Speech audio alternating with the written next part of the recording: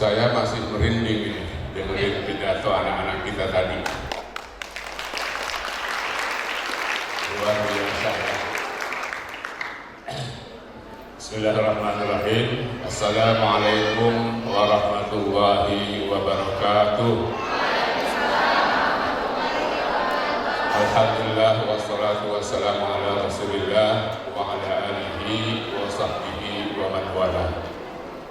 Yang sama-sama kita hormati, kita sayangi Uminda Al-Ustadzah Hajah Hamidah Ali, para Dewan Guru baik Sanawiyah maupun Ibtidaiyah, para pimpinannya, dan juga anggota Dewan Guru sekalian, juga para wali murid, bapak-bapak dan ibu-ibu yang menemani anak-anaknya pada hari ini, dan juga anak-anakku sekalian, para wisudawan dan wisudawati yang jumlahnya total lebih dari 100 ya, mungkin hampir 200 anak.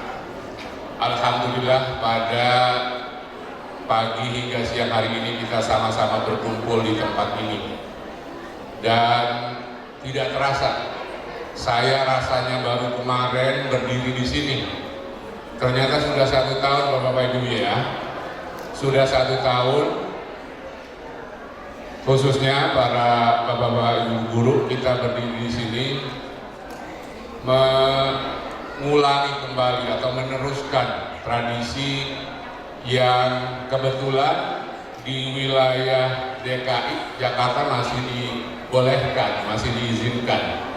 Kita merayakan acara wisuda ini sebagai bagian dari tradisi yang selalu kita rayakan, tetapi tidak untuk wilayah-wilayah lain. Saya dengar di Bekasi misalnya atau di daerah Jawa Barat tidak bisa merayakan perayaan seperti ini. Nah, jadi dalam kesempatan ini saya ingin memberikan pesan tidak akan lama. Yang pertama, saya ingin mengucapkan selamat kepada anak-anak kita ya, dan saya ingin berpesan bahwa belajar itu tidak ada akhirnya. Yang namanya wisuda itu cuma seremonial. Ingat ya anak-anak ya, apa? Wisuda itu cuma seremonial, tanda bahwa kalian sudah menyelesaikan satu fase pendidikan. Yang di Ibtidaiyah selesai masa ibtidaiyahnya 6 tahun, yang di Sanawiyah selesai masa belajarnya selama 3 tahun atau total 9 tahun. Kita di Indonesia itu punya kewajiban namanya wajib belajar 12 tahun. Jadi kalau kalian yang lulus Sanawiyah pada hari ini masih ada berapa tahun lagi? 3 tahun lagi minimal ya. 3 tahun lagi untuk melanjutkan sekolah menengah atas atau aliyah ya.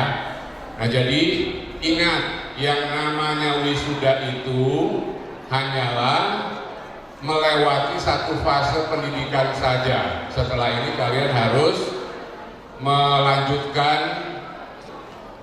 pendidikan kalian ya. Nah, saya juga mau berpesan, tadi saya cukup tertarik dengan cita-cita yang kalian kemukakan. Ada beragam cerita dan saya senang sekali. Jadi kalian meletakkan cita-cita itu setinggi mungkin.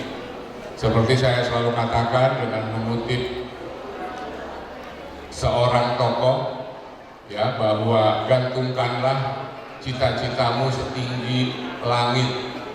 Kenapa harus tinggi? Kalau jatuh masih tinggi. Tapi kalau kita menggantungkan cita-cita rendah, maka nggak ada lagi dasarnya. Ya, itu maksudnya. Nah, dunia berubah sedemikian rupa. mungkin sebagian anak-anak tidak sadari. Tadi ada yang bercita-cita dari menjadi YouTuber ya. Coba angkat tangan yang mau menjadi YouTuber siapa? 1, 2, berapa orang? Saya perhatikan tadi lebih dari 5. Nah, saya mau bilang, dunia kita itu berjalan cepat sekali. Mungkin 5 tahun ke depan YouTuber udah nggak ada lagi, ya. YouTuber udah nggak ada lagi, digantikan oleh AI. Kalian sadar nggak? Sekarang kalau kita lihat media sosial, melihat Instagram dan lain-lain, di timeline kita muncul video-video pendek yang isinya sebetulnya bukan manusia itu, ya, itu adalah rekaan dari artificial intelligence. Sekarang baru pendek filmnya, cuma 8 detik sampai 30 detik, tapi nanti 5 tahun ke depan sudah kita nggak bisa bedain lagi mana orang benar dan mana AI, karena sudah saking sempurnanya. Nah, karena itu profesi-profesi termasuk YouTuber nanti digantiin, kita nggak tahu itu kapan, ya. Tapi dalam waktu dekat mungkin profesi-profesi bukan hanya YouTuber, tapi mungkin juga dokter, ya. Tadi ada beberapa orang yang berprofesi sebagai dokter. Mungkin nanti dokter yang dibutuhkan tidak banyak, karena sebagian besar kita bisa bertanya ke artificial intelligence. Saya sekarang kalau sedikit merasa sakit selalu saya tanya, sebelum pergi ke dokter saya buka ChatGPT atau buka Grok namanya. Ya, saya tanya, saya punya keluhan begini, terus dikasih masukan sama ChatGPT. Persis sama dengan seorang dokter, kadang-kadang lebih canggih daripada dokter. Dan dikasih rekomendasi obatnya, ya. Jadi persis sudah kayak dokter. Nah, jadi ke depan yang diperlukan sebetulnya adalah bukan cita-cita yang spesifik, tapi kita belajar terus, membaca terus, mengikuti perubahan zaman. Karena di masa depan akan banyak sekali tenaga kerja atau profesi yang hilang karena teknologi baru, khususnya artificial intelligence. Dan karena itu saya berpesan kepada anak-anak untuk jangan belajar, jangan berhenti belajar. Ya, ada sekolah, ada belajar. Kalau sekolah bisa berhenti sampai SD, SMP atau SMA. Tapi yang namanya belajar itu, yang namanya learning itu sampai kita dewasa, sampai kita mati. Jangan pernah berhenti untuk belajar, ya. Yang kedua, saya ingin berpesan kepada para wali murid. Kita semua tentu bangga menyaksikan anak-anak kita lulus sekolah hari ini. Kita sebagai orang tua jangan pernah lelah, jangan pernah merasa letih untuk mendidik anak-anak kita, mengawasi dan menemani anak-anak kita untuk meraih pendidikan setinggi mungkin. Kenapa demikian Bapak Ibu sekalian? Karena generasi muda, anak-anak kita adalah tulang punggung buat ekonomi masa depan. Salah satu rahasia atau kunci majunya suatu negara itu karena tingkat pendidikannya banyak. Saya mau cerita sedikit.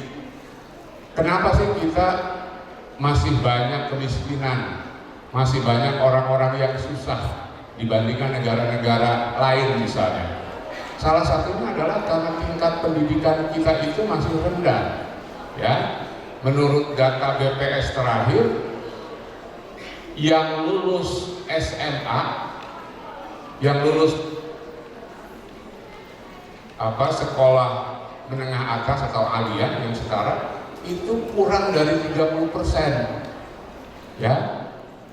Jadi dari populasi atau penduduk yang berusia 15 tahun ke atas, usia sekolah, itu kurang dari 30%. Kalau kita bandingkan dengan Singapura, bandingkan dengan negara-negara maju, mereka lulusan SMA-nya itu di atas 80-90%. Jadi hampir semua penduduk dewasanya itu lulus SMA. Kalau kita cuma 30%, ya. Apalagi perguruan tinggi, yang lulus perguruan tinggi itu kurang dari 10%. Nah, jadi ini kunci dari kemajuan negara. Kalau kita ingin hidup sejahtera, kalau masyarakat kita ingin hidup maju, maka kuncinya adalah pendidikan. Itulah kenapa kita para pendidik berusaha menyekolahkan atau mengundang anak-anak untuk terus sekolah, ya, karena itu adalah kunci kemajuan suatu negara. Nah, yang terakhir saya ingin berpesan kepada bapak-bapak, ibu-ibu, guru, ya, yang mengajarkan, yang setiap hari bersama anak-anak. Seperti saya katakan tadi bahwa kehidupan ini penuh dengan perubahan yang tidak bisa kita terka. Ya, apa yang kita ajarkan kepada anak-anak hari ini mungkin sudah tidak relevan lagi. Beda dengan zaman kita. Saya lihat bapak-bapak, ibu-ibu guru juga ada yang sangat muda di sini. Tetapi generasi saya atau generasi Ibu Aam atau Ibu Silvi atau di bawahnya itu pasti merasakan bahwa apa yang kita pelajari dulu itu masih relevan 10 atau 20 tahun ke depan. Misalnya, kalau saya belajar sesuatu itu masih kepake 10-20 tahun ke depan. Tetapi anak-anak kita mengajarkan mereka, belum tentu yang kita ajarkan itu kepake 5 tahun, 10 tahun ke depan. Ya, itulah tantangan dunia. Jadi betapa pentingnya bapak-bapak dan ibu-ibu juga bukan hanya mengajarkan kurikulum, bukan hanya mengajarkan apa yang formal atau apa yang resmi, tapi kita memberikan kunci kepada mereka. Kita memberikan jalan buat mereka, ya. Katakanlah mungkin 50 atau 60% itu kurikulum, sisanya adalah bagaimana kita memberikan jalan buat mereka agar masa depan mereka, agar hari depan mereka yang panjang itu, yang penuh dengan dinamika dan tantangan itu bisa mereka atasi. Saya kira itu peran para guru, peran para pengajar sekarang lebih penting adalah itu, bahwa kita mengajarkan murid-murid bukan hanya mengajarkan apa yang dikatakan kurikulum, tetapi kita memberikan kunci kepada anak-anak didik kita. Bapak Ibu sekalian, jadi itu 3 pesan saya. Yang pertama kepada anak-anak sekalian, para wisudawan dan wisudawati. Yang kedua kepada wali murid, bapak-bapak, ibu-ibu, agar terus kita mengawal anak-anak kita, menyekolahkan mereka setinggi mungkin. Dan yang terakhir kepada bapak ibu guru, teruslah berkreatif, ya, teruslah kreatif dalam mengajarkan anak-anak didik kita. Akhirnya sekali lagi saya ingin mengucapkan selamat kepada wisudawan dan wisudawati MI dan MTS Al-Hamidiyah tahun 2025. Semoga masa depan kalian semua cerah dan sukses selalu. Akhirul kalam, billahi taufiq wal hidayah. Wassalamualaikum warahmatullahi wabarakatuh.